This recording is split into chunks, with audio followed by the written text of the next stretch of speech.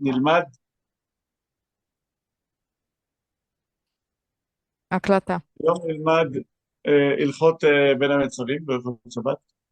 היום בערב זה ערב 17 בתמוז, ולכן אנחנו נעסוק בהלכות הללו בשבועות הקרובים. אז יש לנו את שלושת השבועות, ואחר כך תשעת הימים ותשעה באב וכל מנהגי האבלות. אז נתחיל ככה, מחר בבוקר צמים, זה צום. כתוב בפסוק בספר זכריה, כה אמר השם, צום הרביעי וצום החמישי וצום השביעי וצום העשירי יהיה בבית יהודה לששון ושימחו. עכשיו, צום הרביעי זה הפסוק הראשון שנאמר, רביעי זה 17 בתמוז. למה? יש לנו ניסן, אייר, סיוון, תמוז, זה צום הרביעי מניסן. אז הקדוש ברוך הוא מבשר שגם הוא יהיה בכלל הצומות לששון ולשמחה. עכשיו, מה יש ביום הזה? מה היה ביום 17 בתמוז? אומרים שיהיו 5 דברים שקרו בו.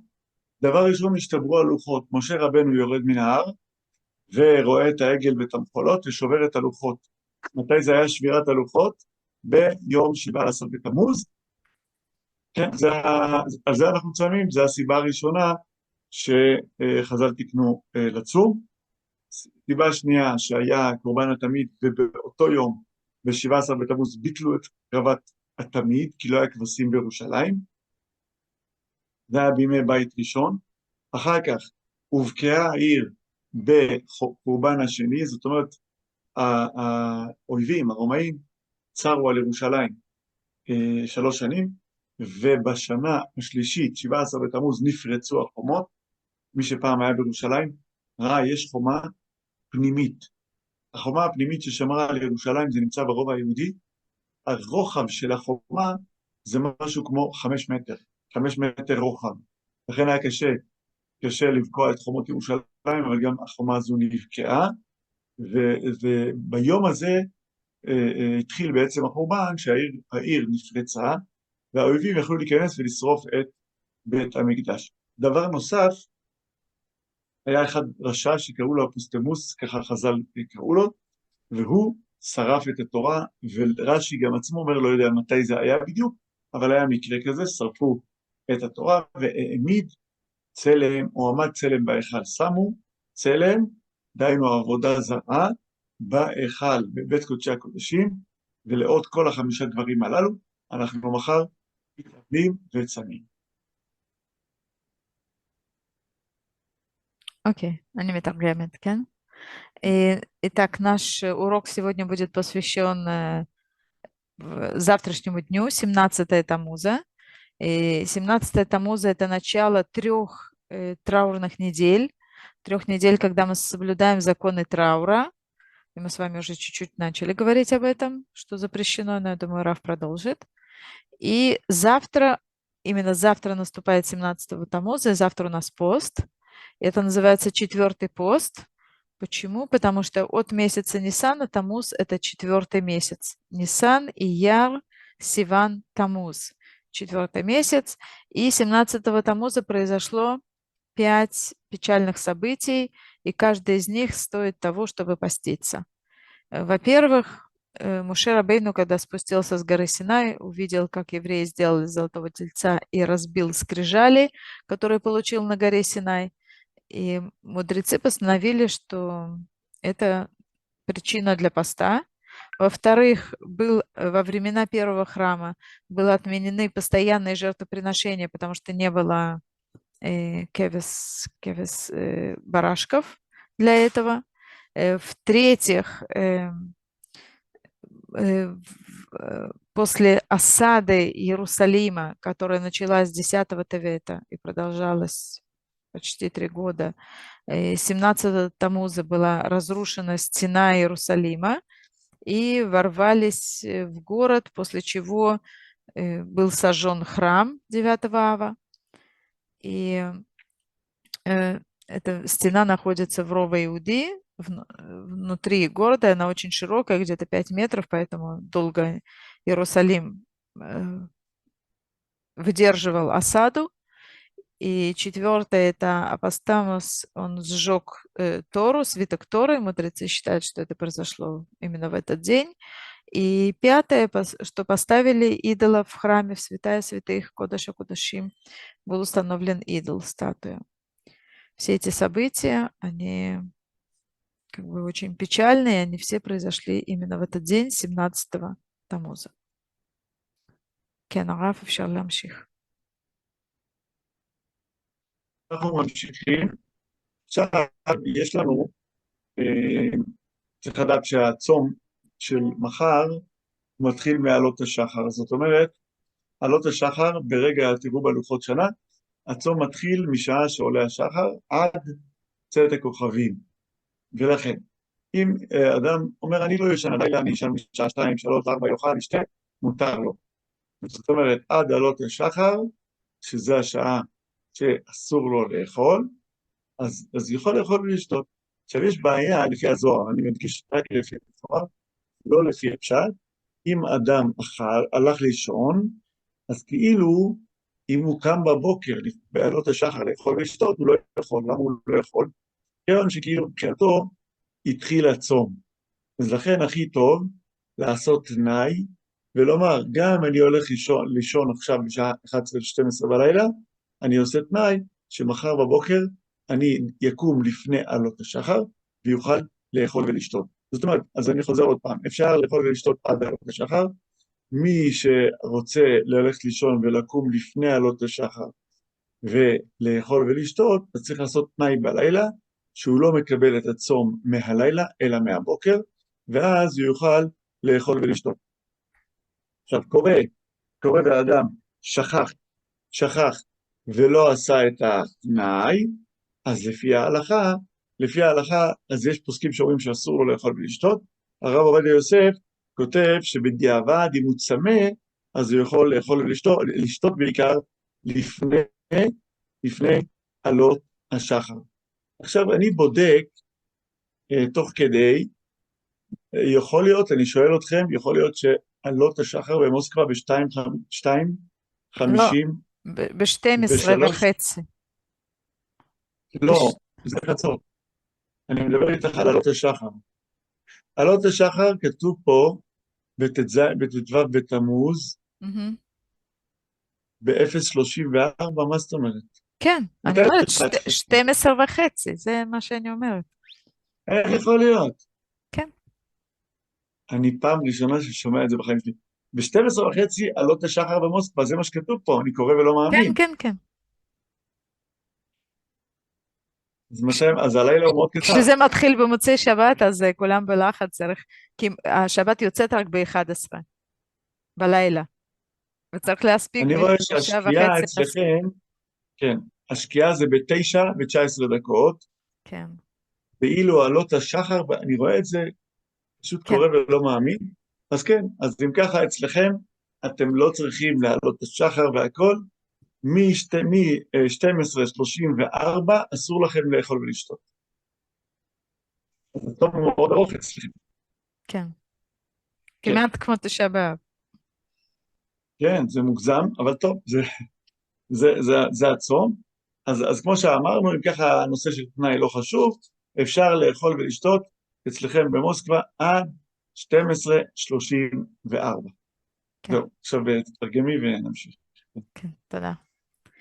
Итак, пост, который у нас, надеемся, не будет завтра, начинается, если все-таки придется поститься, то начинается со времени Алота Шахар. Алота Шахар – это как начинает светать. И заканчивается Цета Кохавим с выходом звезд. И начиная уже с Алота Шахар, с этого времени рассвета, уже запрещено, то есть не когда мы видим солнце, а раньше, уже запрещено и пить, и кушать. Там, где это наступает позже, в тех местах, где это наступает позже, не так, как в Москве, потому что в Москве это наступает в 00:34, то есть 12 ночи, в 12:30 ночи, то есть с 12:34 ночи сегодня, то есть через несколько часов, уже запрещено через 3 часа почти, 4. Уже запрещено и пить, и кушать тому, кто постится. И там, где пост наступает позже, то есть уже утром, то есть люди, которые говорят, что я до поста, я обязательно вот прямо перед самым постом, я еще поем, я еще попью. И если человек не спит, это возможно. Но если человек пошел спать, то это проблема, потому что в Зор написано, что для него пост начинается в тот момент, когда он пошел спать. Он встает уже новый день, именно тот день, когда начинается пост. Поэтому перед сном нужно взять на себя как условие, наим, такое сказать.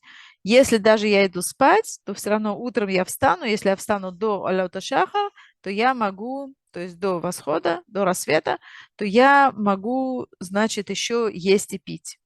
Если человек это не сказал и пошел спать, забыл, он проснулся еще до рассвета. Можно ли ему есть и пить? Есть мудрецы, которые говорят, что нельзя. Раф Авадия Йосеф говорит, что если человек чувствует жажду, то ему можно э, пить. Так что, пожалуйста, будьте осторожны. כן, אפשר להמשיך. כן, עכשיו אנחנו נמשיך לגבי ההתנהגות בצום. אז ידוע, וכאן אני אזכיר אשכנזים וספרדים, לפי פוסקי ספרד, אז חוץ מאכילה ושתייה שאסורה בצום, מותר להתרחץ ונסוך ולבוש נעליים. כמובן, כל מה שאסור בצום זה רק אכילה ושתייה. כל מה שמעבר לאכילה ושתייה מותר בצום. זאת אומרת, אדם רוצה להתקלח, יכול להתקלח בצום, ויש מחמירים, לא צריך שלא להתקלח במים חמים, רק מים קרים, אבל אנחנו ספרדים יכולים להתקלח גם במים חמים, והאשכנזים שמחמירים חלקם בנושא של המקלחת, אז יתרחצו עם מים קרים. אבל בני ספרד יכולים להתקלח גם עם מים חמים. עכשיו, אני אומר עוד נקודה חשובה, לגבי צחצוח שיניים בצום, אז ודאי שלכתחילה אומר הרב עובדיה יוסף, מי שרגיל לשטוף את פיו עם מברשת ומשחת שיניים, זאת אומרת רגיל לצחצח שיניים, מותר לו לרחוץ את הפה, אני מדגיש בצומות הקטנים, לא בתשעה באב וביום כיפור, אני מדבר על 17 בתמוז, מותר לצחצח שיניים בצום, ולהוריד את הראש, באופן שלא יבלע כלום, יוציא את הכל החוצה, אחרי שהוא שוטף את הפה, וככה במקום צער, היות וזה צער לא לצחצח שיניים, אז הקלו בזה, אבל יש מחמירים, אני מדגיש, אבל הרב עובדיה יוסף הקל בזה, ולכן מי שרגיל, כולם רגילים לצחצח שיניים, אז ממילא בצום גם אפשר לצחצח שיניים, זה נותן הרגשה אחרת לצום, זה מקל יותר על הצום, והדבר הזה מותר. דבר נוסף, מי שסובל מכאבי ראש בצום, מותר לו לבלוע גלולה, כמו לפתלגין בלי מים, ואם קשה לו לבלוע את התרופה בלי מים, אומר לו הרב עובדיה, יכול לקחת טיפת מים ולבלוע את הכדור, טיפת מים, לבלוע את הכדור, וככה יוכל להמשיך את הצום של 17 בתמוז. Окей, туда. Итак, как нужно себя вести в этот день? И здесь есть отличие между Сфарадим и Ашкеназим. И мы с вами, наверное, перегнули палку, когда до этого говорили об этом, поэтому сейчас начинаем все с чистого листа. Итак, у Сфарадим принято, что нельзя только не есть и только не едят и не пьют, а все остальное можно. Можно мыться и даже теплой водой, пожалуйста. Поэтому насчет миквы, я думаю, что это будет ответ, что можно готовиться к микве, пожалуйста, нет проблем. Барух Хашем, что мы здесь на уроке и получили ответ. И не принято, у ашкеназим не принято, например, мыться. Если кто-то моется, то тогда у них принято мыться холодной водой и так далее. Но у сфарадим нет совершенно никаких ограничений. Если кто-то как бы каждый день чистит зубы, и это сделает ему очень неприятно, то он привык, то можно почистить зубы в этот день. Только когда споласкивать рот, нужно наклонить так голову, чтобы вода не попала в горло, а обязательно вся вышла из рта. Но есть те, которые устражаются и которые не чистят зубы, но это устражаются, мы с вами говорим о законах. И если у человека болит голова, то он может взять таблетку. Желательно проглотить эту таблетку без воды. Но если не получается, то можно взять буквально каплю воды, совсем немножечко, и постараться проглотить эту таблетку для того, чтобы продолжить поститься. כן, אפשר להמשיך. אנחנו נדבר על מי שחייב להתענות ומי שפטור. אז לפי ההלכה כולם חייבים להתענות בצום, ואסור לפרוץ גדר, דהיינו הצום הזה הוא צום שחובה, והדבר לא תלוי ברצון הקהל אם רוצה או לא רוצה, אלא כולם חייבים להתענות. עכשיו, אפילו תלמידי חכמים, תורתם אומנותם, מלמדי תינוקות, כולם חייבים להתענות בצום של 17 בתמוז. עכשיו אנחנו נראה כמה כאלו שפטורים מהצום. דבר ראשון, בעלי ברית, למשל אלו שיש להם ברית לילדים שלהם, וגם חתן בתוך ימי חופתו חייב להתענות. חתן ביום חופתו, תדעו, אדם מתחתן במוצאי 17 בתמוז, חייב להתענות ב-17 בתמוז. אבל למשל אם זה צום נדחה, אז יותר הקלו בזה, אבל בצום שהוא לא דחוי, אז חייבים להתענות גם החתן וגם אבי הבן וגם הסנדק וגם המוהל, אין שום פטור בדברים הללו. עכשיו, לדעת השולחן ערוך, אישה מעוברת או שהיא מניקה, היא פטורה מלהתענות בשלושה צומות הללו, ולדעת הרמה, רק אם היא מצטערת הרבה, אותה אישה מעוברת, היא מצטערת הרבה, אז היא פטורה. אבל למעשה היום המנהג הוא שאישה מעוברת היא פטורה מלצום. אישה שהיא בהיריון, מה שההלכה קובעת זה רק אחרי 3 חודשים, אבל היום גם אפשר להקל, גם בתוך 3 חודשים מרגישה חולשה או סובלת מהקאות, מחושי ראש וכדומה, אז היא יכולה להקל גם בתחילת ההיריון, אבל ברמת העיקרון הפטור הוא נאמר על אחרי 3 חודשים. אז אני חוזר שוב, אישה מעוברת ומניקה, פטורה מלצום בצומות הללו. בתוך 3 חודשים הראשונים של ההיריון, אומרים שהיא צריכה לצום, אבל אם היא מרגישה חולשה, בחילות, כאבי ראש, היא יכולה לאכול ולשתות. עכשיו, אנחנו נעבור לנושא נוסף, אם אדם חולה. כתוב שאם אדם מרגיש שהוא לא מרגיש טוב, בגדר שהוא נפל למשכב, דהיינו שהוא מרגיש כאבי ראש חזקים, ולא עזר לו כדור וכדומה, או שיש לו כאבים בגוף שגרמו לו ליפול למשכב, הוא גם כן פטור מלצום. אז אדם בריא חייב לצום, אישה מעוברת מניקה, כמו שאמרנו, או אדם שהוא חולה, אפילו חולה שאין בו סכנה, הוא פטור מלצום. מי שלוקח כדורים או דברים כאלו, אז הוא יודע לבד אם הוא צריך לצום או לא, על ידי התייעצות עם רופא, שידע האם הוא יכול לצום או לא. אוקיי, תודה רבה. Итак, кто же должен поститься? Этот пост, когда все должны поститься. Здесь нет такого «хочу», «не хочу», «выбираю», «не выбираю». Все должны. Например, если у ребенка делают обрезание, есть сандак, есть моль, есть те, кто участвует в обрезании, то они тоже должны поститься. Если есть жених, у которого вечером свадьба, то он тоже должен поститься в этот день. Но кто свободен от поста, это беременные, у которых срок беременности больше 3 месяцев, и кормящие.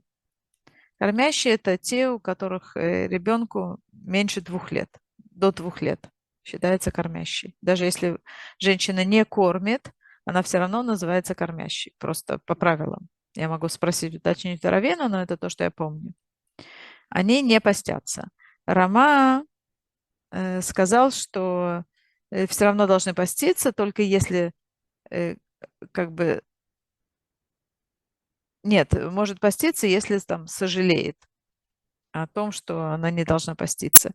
Но если женщина, например, и до 3 месяцев беременности чувствует себя нехорошо, у нее там рвота, слабость и так далее, то она и до 3 месяцев тоже может уже не поститься.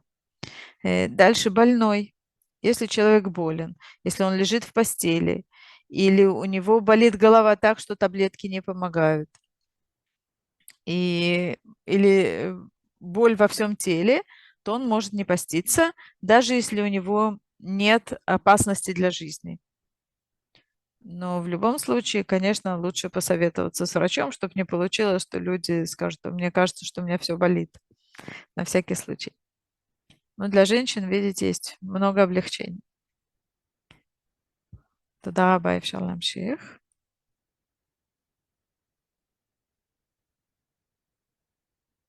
אומרים קצת לאכול בין המצרים. אז אחרי שאמרנו מי חייב לצום, פטור מלצום, אנחנו עוברים למנהגי בין המצרים. הימים האלו שאנחנו נכנסים אליהם זה 3 שבועות, ועליהם נאמר כתוב, כל עודפי ההסתגוע בין המצרים. בין המצרים זה בין תקופותיהם של צער, שזה 17 בתמוז עד 9 באב. ולכן, היות והימים האלו הם ימים שהם לא ימי שמחה לישראל, אלא להפך, ימי אבל וצער, לכן הם מכונים בין המצרים כדי לנהוג חלק ממנהגי אבלות שיתגברו וילכו עד 9 באב. עכשיו, ברמת העיקרון, אז קודם כל צריך יותר להישמר, כי יש יותר סכנות בימים האלו, וגם הגמרא אומרת שבימים האלו לא יכו את התלמידים, אז בזמנם היו מכים ילדים ברצועה קלה או משהו כזה, ובתקופה הזו אפילו לא לעשות את זה. כמובן היום לא, אף אחד לא מכה, אבל זה רק מלמד אותנו שצריך להיזהר, לא להכניס לסכנה את עצמנו ולא נסיעות מיותרות. כמובן אם צריך נוסעים, אבל צריך יותר להישמר, זה הרעיון, שבימים האלו זה ימים של מידת הדין שיותר מתוחה, ולכן כדאי מאוד לא לעשות דברים שהם מסוכנים, או כל מיני דברים שהם חריגים, אבל כמובן מותר לנסוע, מותר לטוס, כל הדברים מותר, גם שהולכים מותר ללכת לבריכה, מותר ללכת לים, אבל בזהירות שיש מציל וכדומה, כדי שלא לא להגיע לידי סכנה. זה הרעיון של בין המצרים, שהוא תקופה של מידת הדין שהיא קצת מתוחה.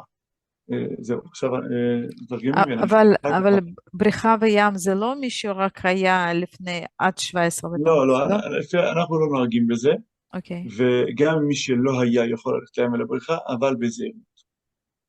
כן. ואיך יכול להיות שהחתונה, אני רציתי לשאול על השלב הקודם, החתונה ב-17 בתמוז, כי יש חתונות בשלושת השבועות האלה בין המצרים? האשכנזים לא מתחתנים, הספרדים מתחתנים, כן, הספרדים עד ראש עד חודש. עד ראש חודש, אוקיי, הבנתי. תודה רבה. Итак, период בין המצרים, это период с 17 Тамуза до 9 Ава.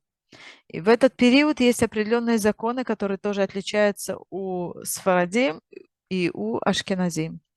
Например, у ашкеназим принято не играть свадьбы, у сфарадим играют свадьбы до начала месяца Ав, до Рош-ходеш Ав.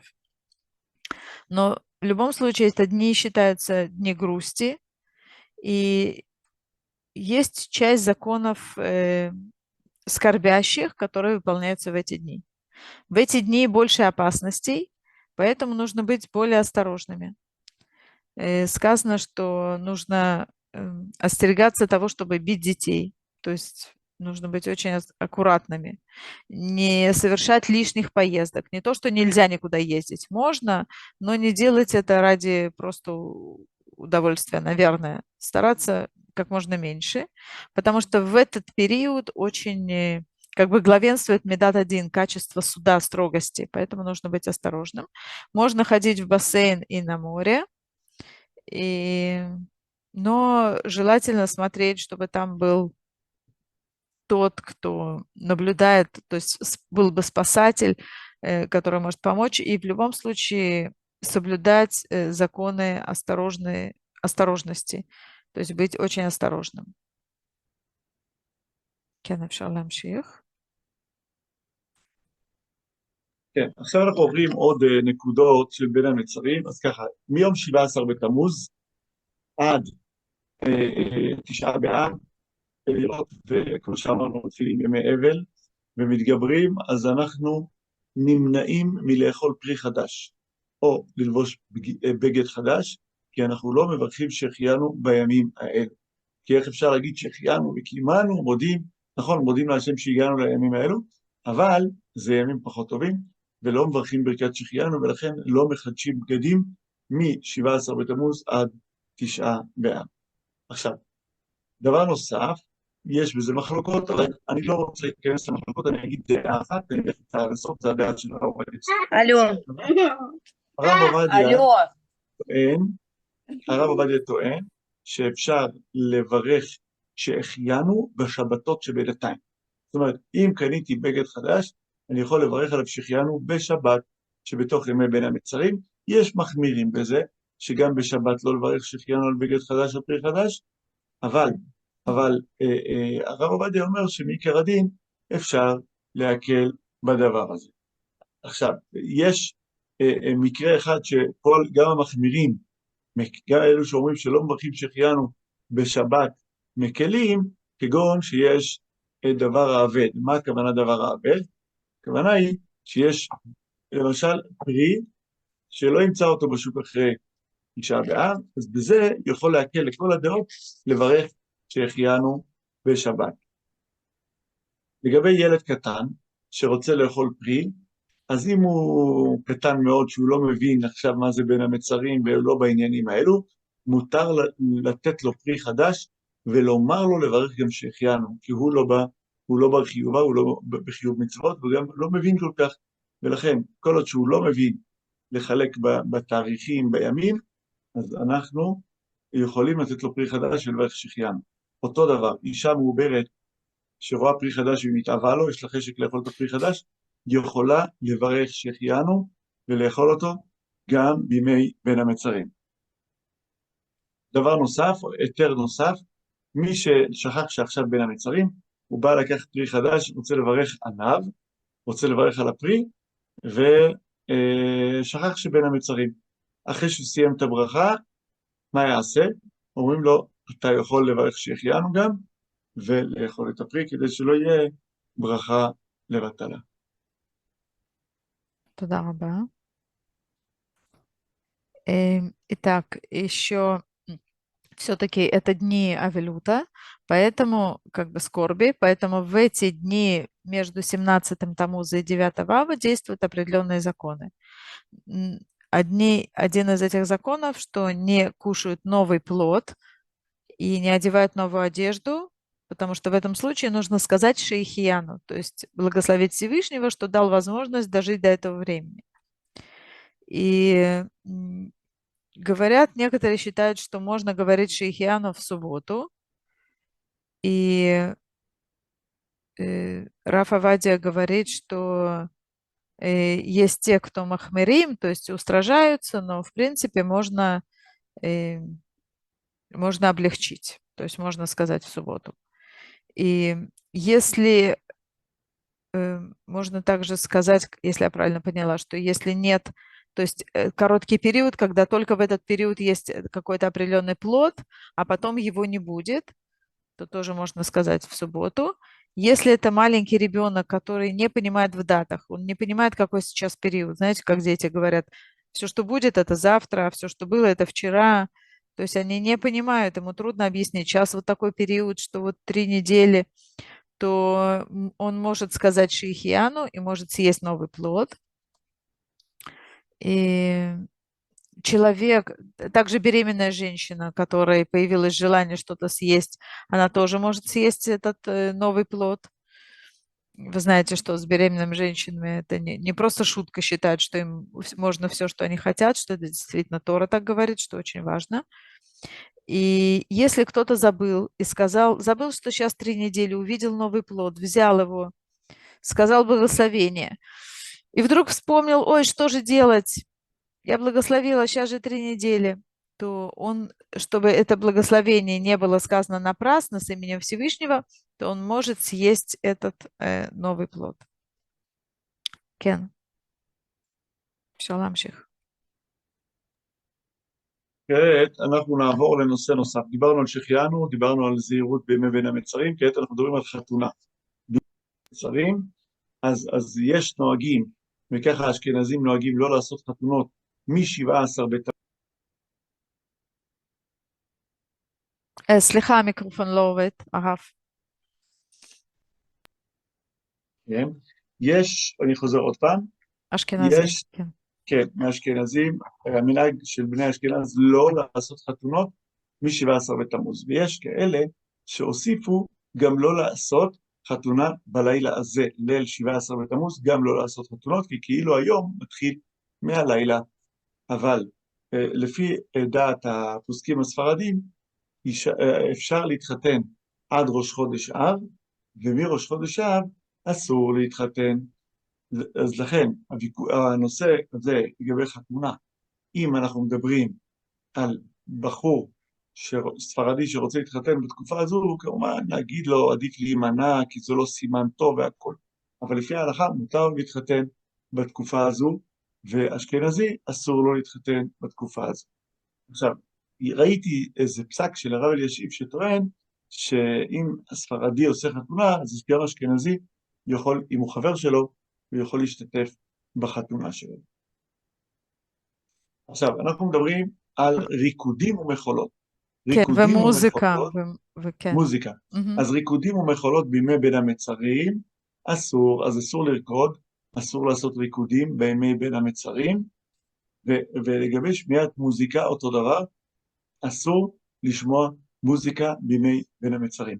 הדבר היחיד שאפשר, הזמנים היחידים שאפשר להקל לשמוע מוזיקה בין הזמנים, אם מדובר בחתונה, כמו שאמרנו שספרדים מקלים, או ברית מילה, או פדיון הבן, או בר מצווה, אז בשמחה הזו, שזו שמחה של מצווה, מותר לשמוע מוזיקה.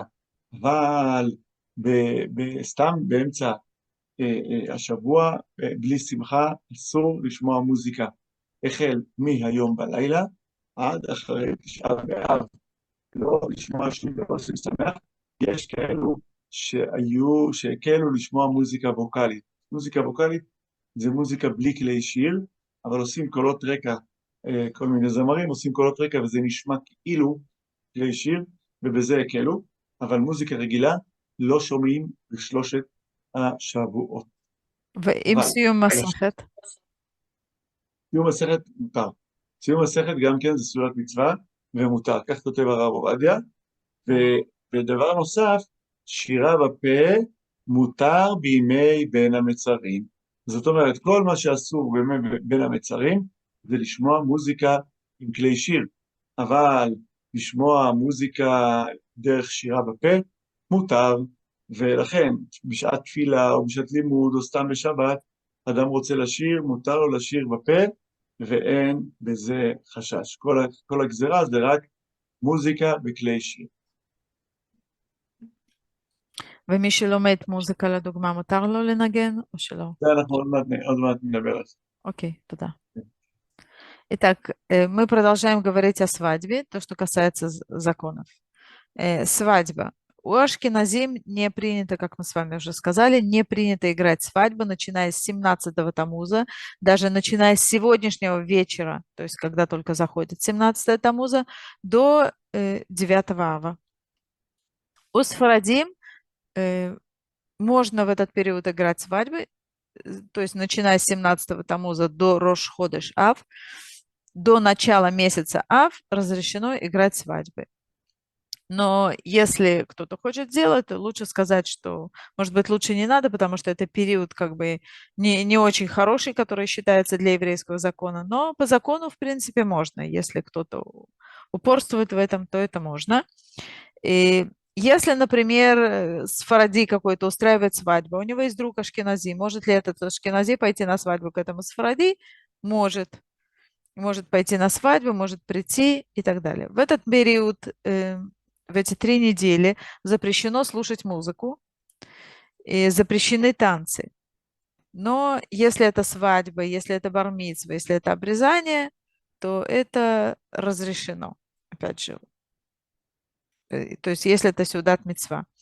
Также если это как закончили изучение какого-то трактата, то это тоже отмечается как праздник. А просто так слушать музыку нельзя, начиная вот с завтрашнего дня, сегодняшнего, вернее, вечера до 9 ава нельзя слушать музыку, кроме вот этих исключительных случаев, о которых мы с вами сейчас говорили. Но можно слушать вокальную музыку. Что такое вокальная музыка? Музыка, где нет музыкальных инструментов.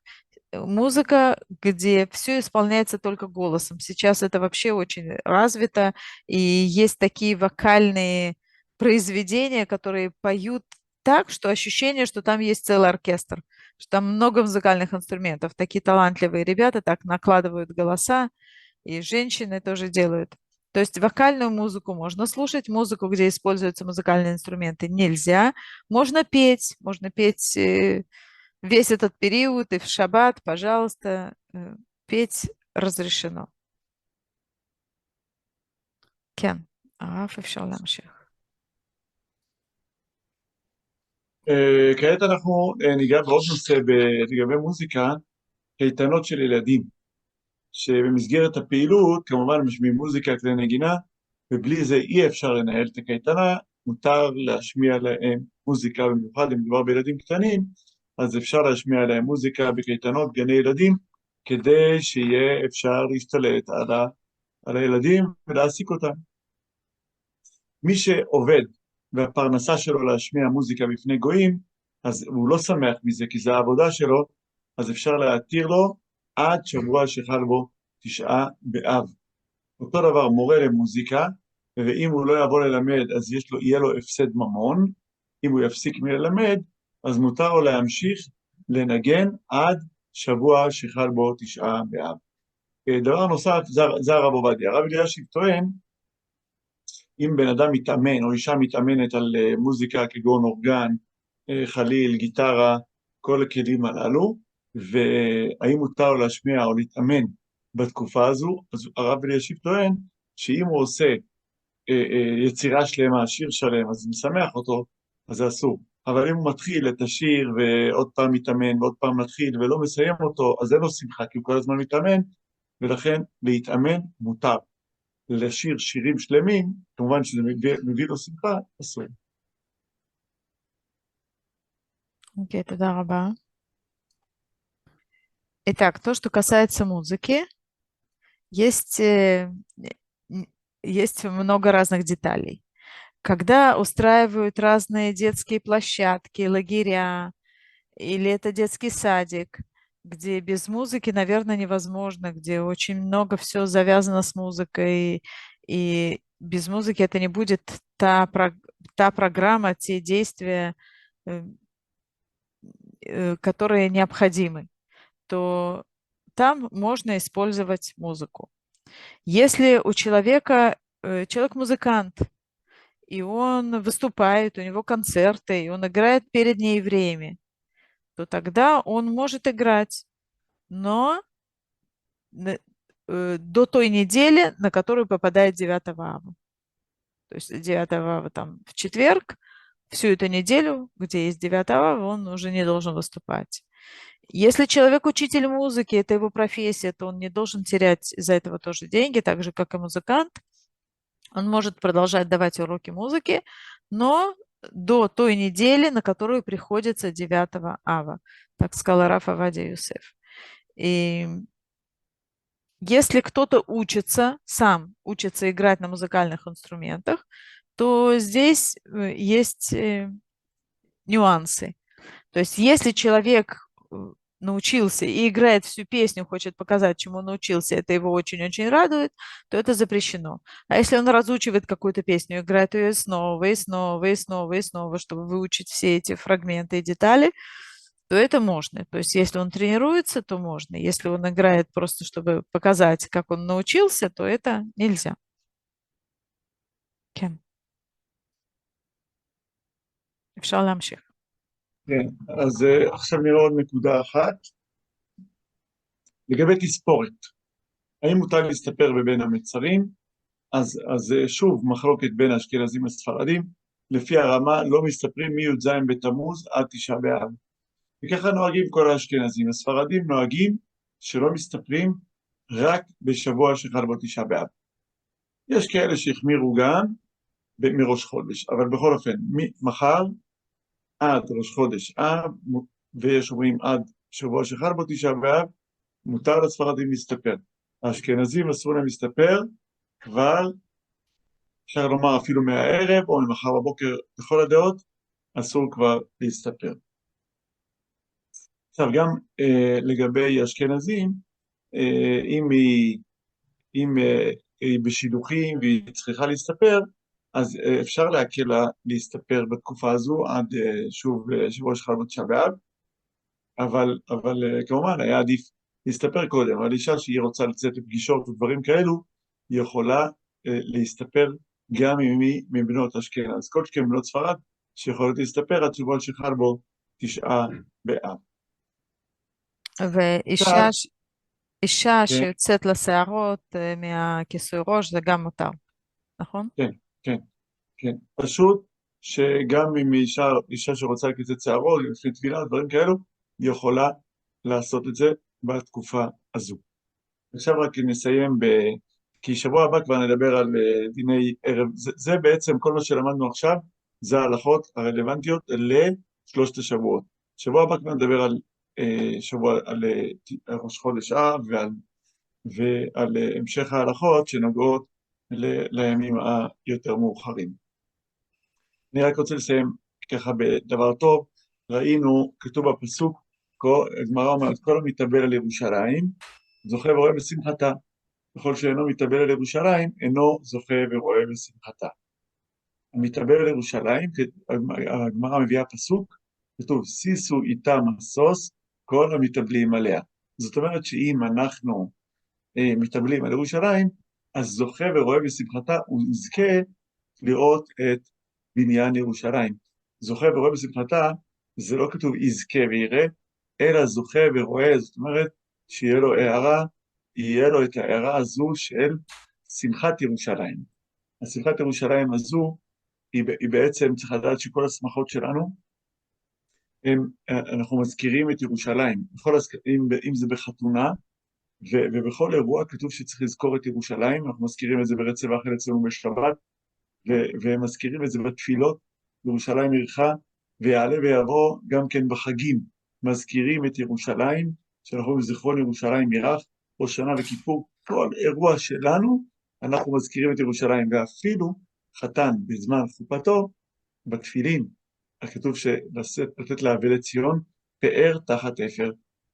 האשכנזים נוהגים בזה, וגם חלק מהספרדים, זה כתוב בשולחן ערוך, ששמים לחתן אפר בראש שלו ביום החתונה. להראות שאנחנו תמיד צריכים לזכור את ירושלים. וחז"ל אומרים שאדם שעושה את זה וזוכר את ירושלים, במיוחד בתקופה הזו, יותר להתפלל על ירושלים ולייחל לבניין ירושלים, אז כמובן מי שנוהג במנהגי האבלות ולא מקל בהם, ובמיוחד, כמו שאמרתי, לא לשמוע מוזיקה בתקופה הזו, אז הקדוש ברוך הוא יגיע לעולם האמת, יראה לו את בניין ירושלים. זאת אומרת, זוכה ורואה בשמחתה, זאת אומרת שהוא יעלה, הוא יראה את ירושלים הבנויה, זאת אומרת יראו לו איך תראה ירושלים, ויהיה לו חלק בגאולת ירושלים, גאולת ישראל. ולכן צריך לדעת, מאוד חשוב לשמור על המנהגים האלו של האבלות, ולהתפלל לקדוש ברוך הוא, שבעזרת השם יגאל אותנו גאולת עולמים, ויבנה את בית המקדש, ובעזרת השם משיח צדקנו במהרה בימינו, אמן ואמן. אמן. אמן.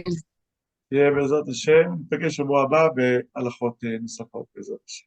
תהיה ברכה והצלחה, תודה רבה לרבנית, תודה רבה תודה רבה. על התרגום הנפלא, ותודה רבה לכולם. תודה רבה.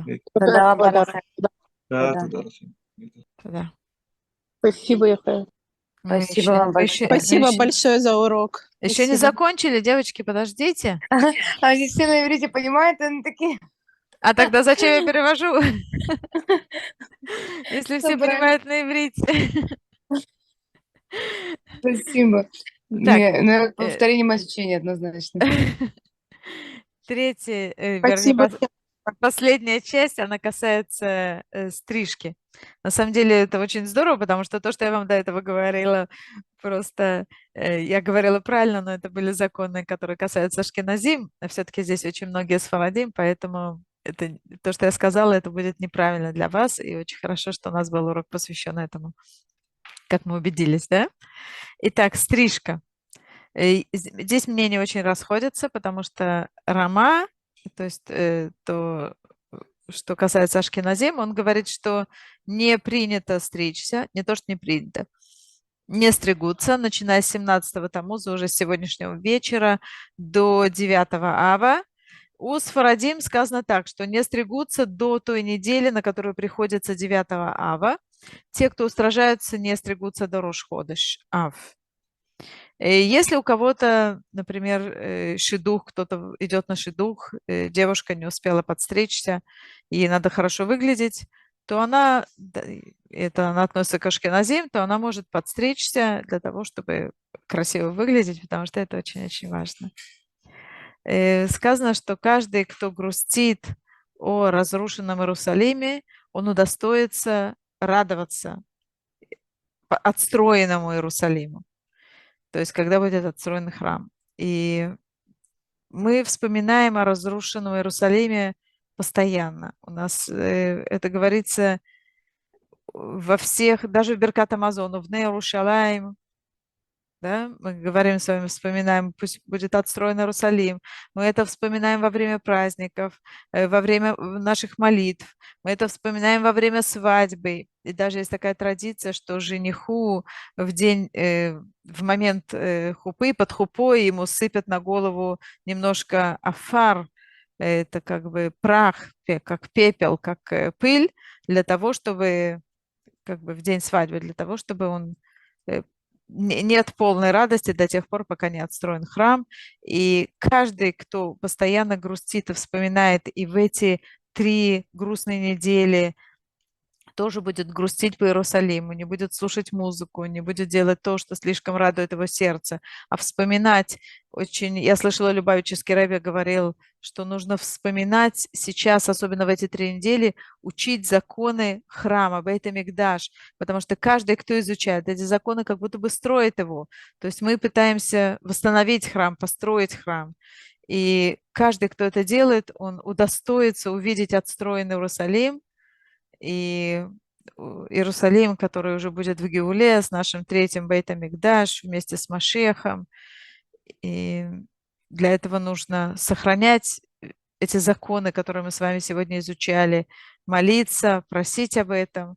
И дай Бог, чтобы Всевышний услышал все наши молитвы, дай Бог, чтобы наш 3-й храм был отстроен как можно скорее, уже прямо сегодня, и чтобы пост так и не начался. Мы еще не теряем надежды. Амен, амен. Амен, амен. Спасибо всем большое. Спасибо. Спасибо большое. На следующей неделе мы будем изучать законы, которые касаются последней недели, то есть начиная с Рош Ходеш Ав, с начала месяца Ав и до 9-го Ава. Поэтому ждем вас на следующей неделе. Спасибо большое. Чтобы Безрат Ашем Всем мы легкого изучали поста. законы храма, да. Чтобы не пришлось поститься. Спасибо большое Еще за урок, надеемся. дорогая Юхеве. Спасибо вам всем. Спасибо всем, кто пришел. Огромное спасибо, девочки. Вы лучшие. Спасибо. Спасибо. До свидания.